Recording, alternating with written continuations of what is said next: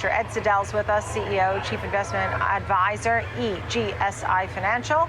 Thank you for being with us. Your thoughts on what we're seeing here? I mean, there was a lot of concern about recession. Are you concerned about recession? We're certainly seeing a lot of volatility. Yeah, well, thanks for having me back, Nicole. And, I am. I think we've been in a rolling recession in and out for over a year now, and I think we're on the verge of another one. Unfortunately, but if you look at the math, you look at the numbers, the fundamentals, I mean, it's really pointing towards it.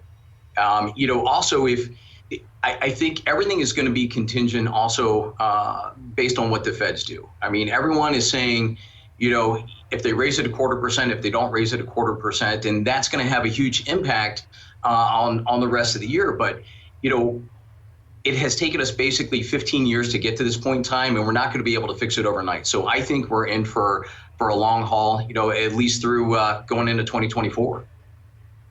So if it's pointing to a recession to be more likely than not, then the question is, how bad will it be? I think that's another discussion that happens. How deep, how wide, how long will this occur? Will it be, mild and fast moving, particularly because it was created in part, by the Fed, right? So free money. Yeah, you're absolutely right. I mean, you can't have free money and not expect soft landing. And that's the biggest thing. Right now we've got all these consumers and businesses that borrowed money at basically 0% free money, and now those loans are coming due, and so whether they're going from 3% to 7 or 8%, I mean, that's going to have a huge impact on revenues, and especially small businesses. I mean, we've already seen at the beginning of this year where bankruptcies, filings are significantly higher than they have been over the last 3 years. So I think we're going to see more of that over the next 6 to 12 months. And you also have a lot of commercial mortgages, commercial loans coming due as well. I think it's over $1 trillion. And so now as rates get higher, banks, we're already starting to see a credit crunch. Banks are going to start looking at it saying, okay, you're going to have to guarantee more. What other assets can you put up against this, to make sure that if there's a default that we're protected. And I just don't know if that's going to happen. So I think it's going to be a struggle, like I said, going through 2024, and I think it's going to be tough. Yeah. At this point now, so with a tough road ahead, a rocky road ahead, I've read some articles that use that phrase, Fed meeting. Do you think the Fed should pause? I had a guest earlier today who said, that's it. I think the Fed is actually probably done. You know what? If they hold true to getting down to that 2%, they can't. I just don't see them sticking to that 2%. Again, it's below the 100-year average by 1.25%. I don't think they're going to pause. I think they may raise it one more time and then pause to see what happens. But even at 5%, I mean, that's still really high as compared to the last 12, 13 years, and it's going to have a significant impact. And even if they stay at that level, I would not be surprised if we see another round of quantitative easing towards the end of the year, which again is going to go against all the inflationary things they've tried to prevent. So it's a catch-22 position for sure.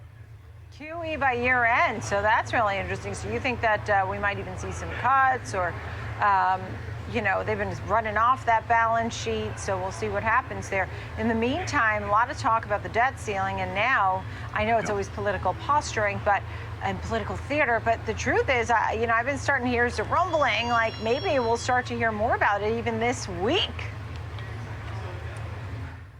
What, as far as additional rounds of quantitative easing, there's so the economic policy that we have seen so far has really decimated the economy. Just like the new mortgage, where they're penalizing those individuals and those that have good credit, that have paid on time, are going to put a larger amount down on their housing. And so and they're actually rewarding bad behavior, those who have bad credit and haven't been able to pay on time. And so, if we continue this economic policy, again, it's going to be a struggle going forward.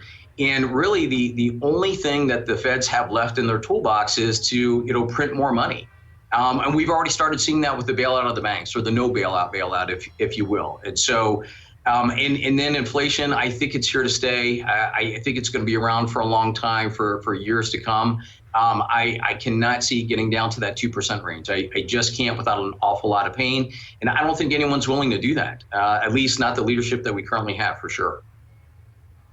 Right, understood. And what are the buying opportunities? You know, when there is weakness, there is opportunity. That's what they say. Yes, Do you agree? absolutely. And where would that be?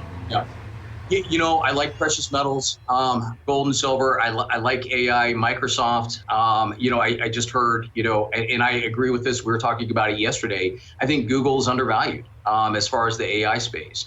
So NVIDIA, you know, those things that going forward, those companies that have strong balance sheets all the way across the board, you know, I said it earlier in the year. I still believe that, you know, value companies, those with strong balance sheets going forward, you know, that's where we're going to see the best opportunity, for sure.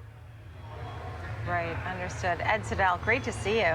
Thank you. CEO, Chief Investment Advisor, EGSI Financial. Thanks, Ed.